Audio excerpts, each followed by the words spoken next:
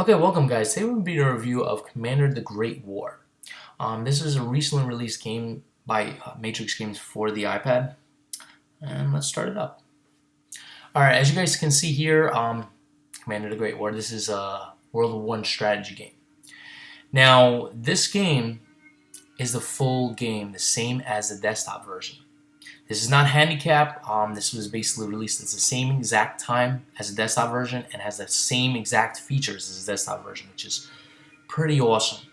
So when you're buying this game, it's the same exact game that you're getting it on your if you were to bought it for a desktop, which is huge, I think. So I actually made this as my first pro for the game because I think that's the number one awesome feature of the game. Um, as you can see here, you have single player aspect. You can choose your alliance, central powers, allies, AI strength, numerous scenarios. Now the cool thing is, they each come with a briefing video, which I think is Summer awesome. 1914. With great jubilation and enthusiasm, armies across Europe are mobilizing for war. Now the cool thing about that is, you can see that they actually put time and effort into making the game and the videos for it, which is awesome. Comes with a multiplayer aspect of the game. Now the awesome thing about this game is you can play other people on different machines. So for example, if I bought I have the Commander of the Great War for my iPad, I could play people that bought the desktop version of the game, which is awesome. I think a lot other games should do that because you're not limited. No matter what platform you're buying the game at, you can play across everybody, no matter what device you're using, which is awesome. And then of course you have your options here and such. But let's start up a game that I was actually already playing, and then we'll dive into more pros and cons. So the first two ones are this is a full desktop game, and the multiplayer aspect is you can play people across different platforms. Awesome. So as you can see, I'm playing the Allies, fighting Germany from both the West and Eastern Front. I'm not doing too well actually. All right. So this is a good looking map. I kind of like it. It's easy to understand. It's you can zoom in. It's pretty smooth when you're zooming.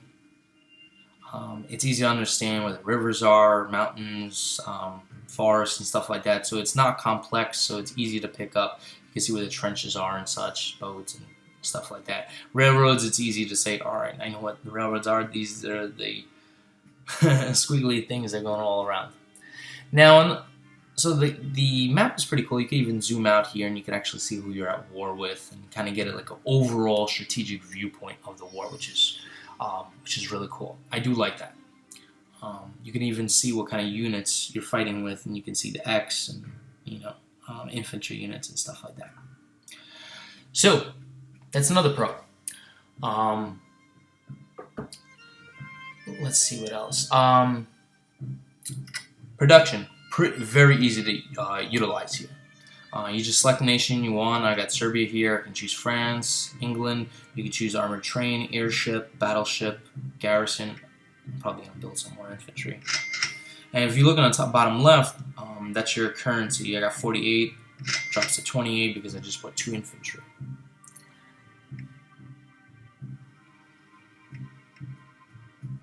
So production is pretty easy.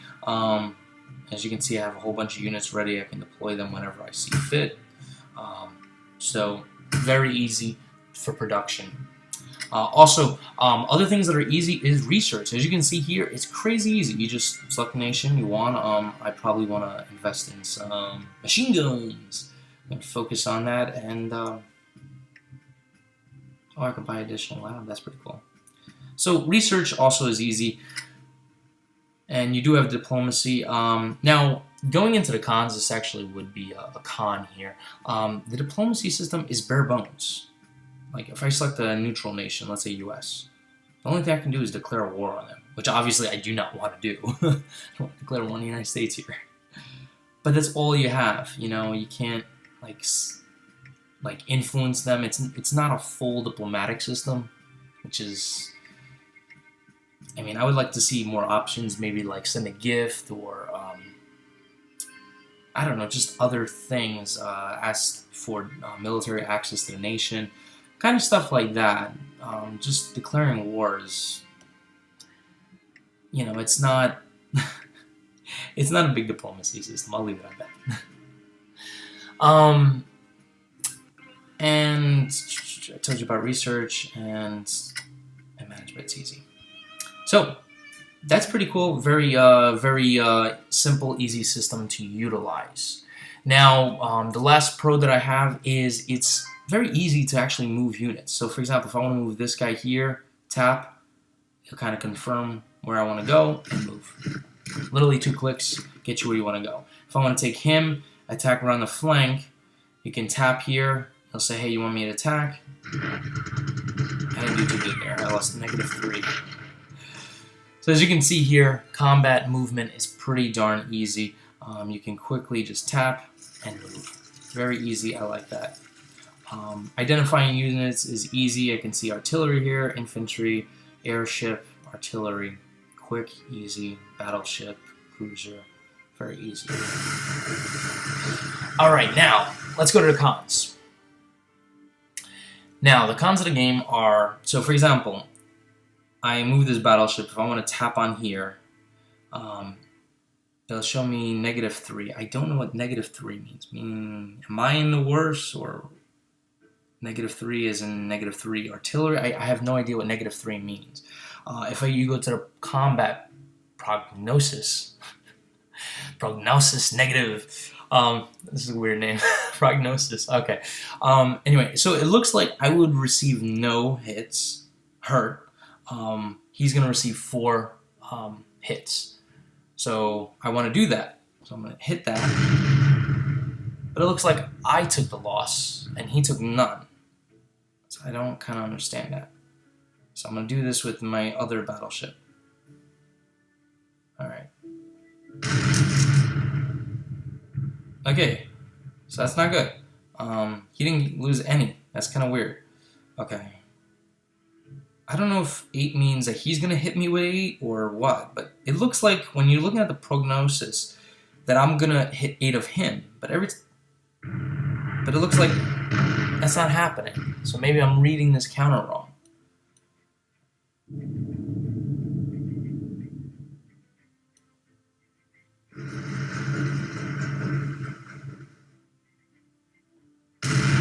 Okay, so I think I get the idea. So it's kind of weird to read, but it looks like when you're trying to attack somebody like this, the green means what you're going to hit them, and the red means what they're going to hit you.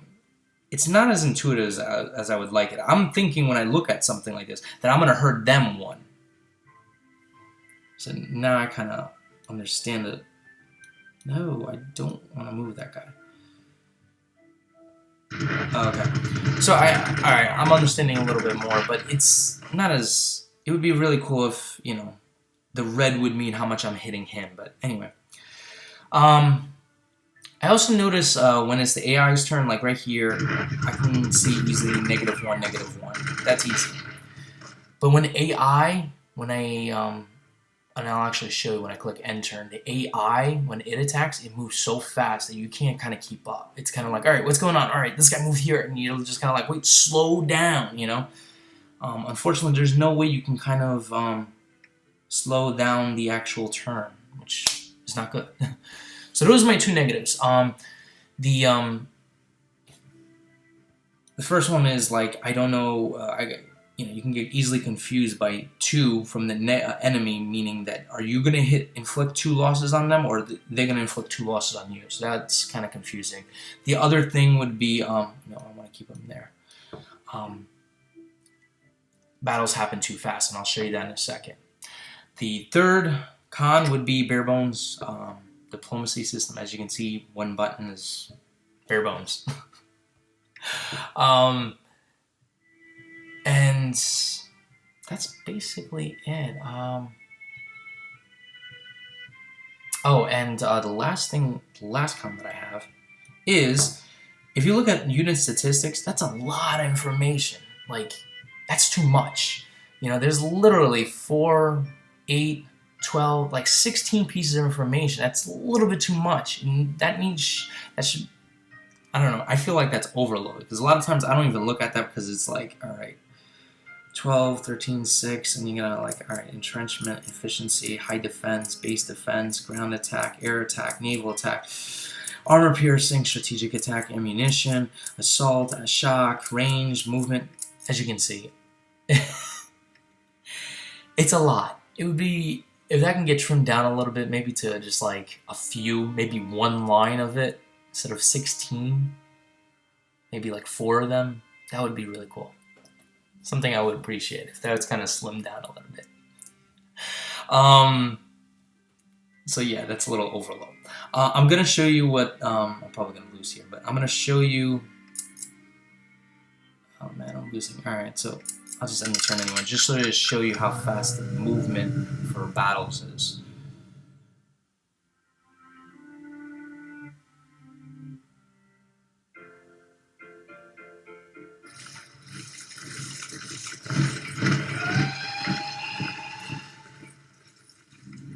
I like the arrows too, kind of tell you where they're going.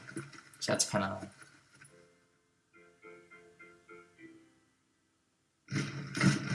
So I know it's easy to fall out, but as you can see, it's like I don't even know what happened there. Like, did I have a unit? I know I had a unit there. I knew I had a unit there. It looks like they took -7. So it's happening too fast. Like, I don't know. Like, I have barely keeping up.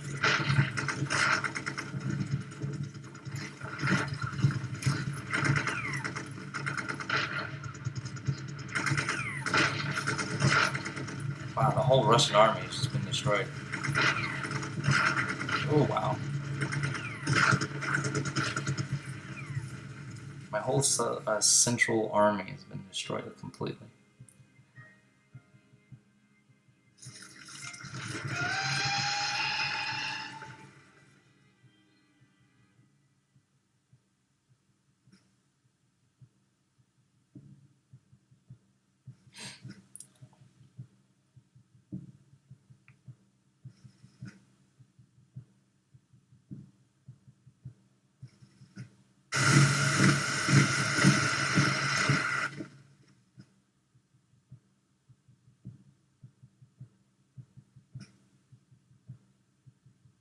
I got a nice fog of war. If you look at that, you can only see where they left and where they arrived. You can't see. That was kind of interesting. It's like the arrow is kind of that province right here. Can't see the rest of the arrow. It's kind of because of the fog of war. That's pretty cool. It's happening like, I feel it's happening too fast, like the engagement. So it would be cool if I could slow that down maybe by a quarter, 25, maybe 30%. Slow it down a little bit.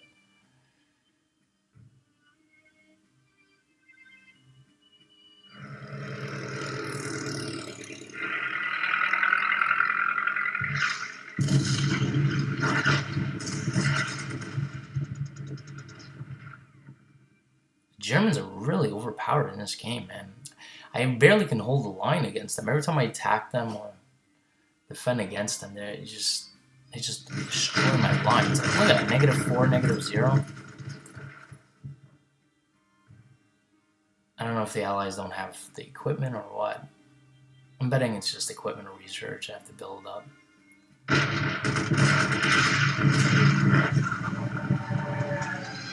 You can see there's a lot of stuff going on. Happens just like a quick. You can see that is quick. But you know, that's something like that you can easily fix in a patch. Save. Close. Is by nature therefore. Oh, I can deploy a leader. Interesting. Cool. Here. Cool. That's awesome. All right. So as you can see, that's how a move and a turn goes on in this game, which is pretty cool. I lost the whole central Russian army. There's nothing there. That's interesting. So that's basically Command of the Great War. It's a really cool World War I simulation, strategy simulation. Now the question is, should you buy it? Now, if you're looking for a World War I strategy game, of course, you should buy this game. There's, as far as I know, there's no World War I strategy game this epic on an iPad. So yeah, it's really cool. I literally sink in a lot of time to this game, especially when I'm on the go. It's awesome, especially when I'm at the beach. I could pull this out, play a couple of rounds, boom. Playing a World War strategy game on the beach. It's awesome. So I would recommend this game as a purchase because just alone having a full desktop game on your iPad is an awesome experience. Like right now I can play somebody that has a desktop version. I think that's awesome. And I give big props to the developer as well as Matrix Games for, let me show you the credits here, for this game studio. So I give them credit. And the publisher, Matrix, and Slitherine. Both these guys deserve props for developing a game that's the same on a desktop as the iPad. Big props for you guys. Thank you. But basically that's it. My recommendation is buy. So that does it for this review, guys. I will catch you guys in the next one. See you then.